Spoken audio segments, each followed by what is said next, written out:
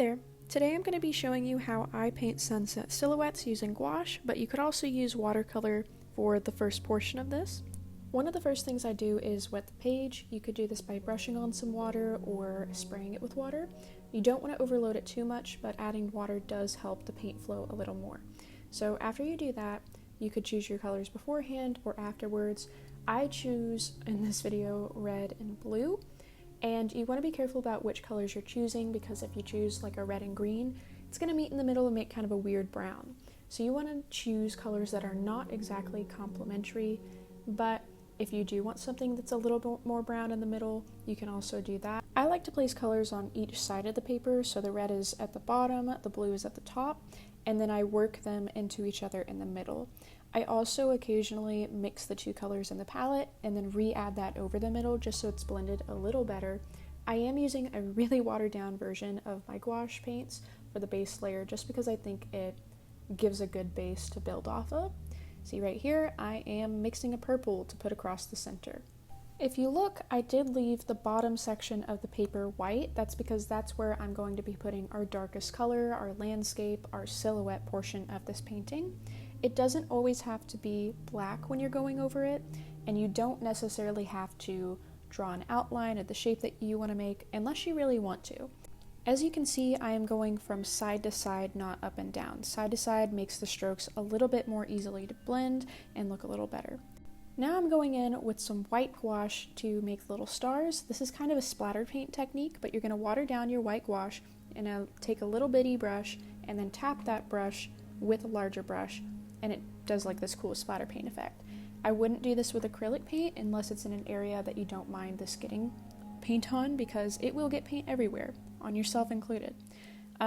Also, make sure that this paint isn't super duper thick. You do need to water it down some, because if you don't, it's going to be big chunky stars and they're going to be super white. Now I'm doing the little silhouette portion. I don't really trace it. Personally, I just don't think that I need to. I just go straight in with the black paint.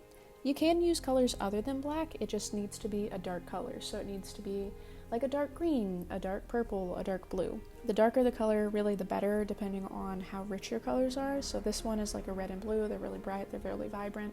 So I went in with like one of the darkest colors.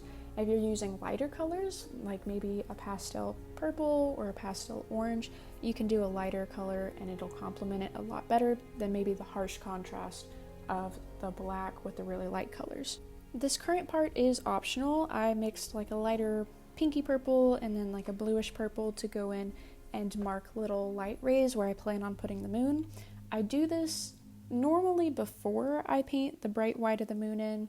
I do think that I made the colors a little too dark, so they don't really look like light, but I'm going in with a radial circular motion and just doing a little bit of hatching around where the moon would be, so it's like little light rays.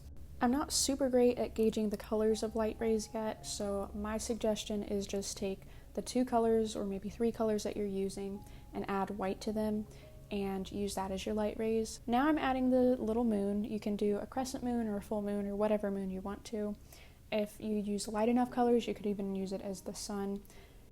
Here I'm just going back over the black for the silhouette because it dried a little splotchy because it was watered down some.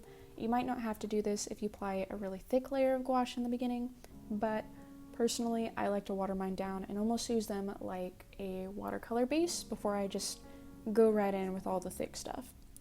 I tried to re-add in some of those little light marks. I don't think it really worked. I tried to brush some of them off and make them not as bright because I really should have just lightened the light rays when I was mixing them instead of doing this, but it's fine. I actually went in and tried to add like a little shooting star, but it didn't really work for me, so maybe if I figure it out in the future, I'll add it back in, but I just went through and added a couple more little dotted stars that were a little bit more placed than the splatter paint. And that's pretty much it. I hope that this helped. Let me know if there are any other tutorials that you want to see from me or anything about color theory and color mixing. Hope you have a great week, and I'll see you later.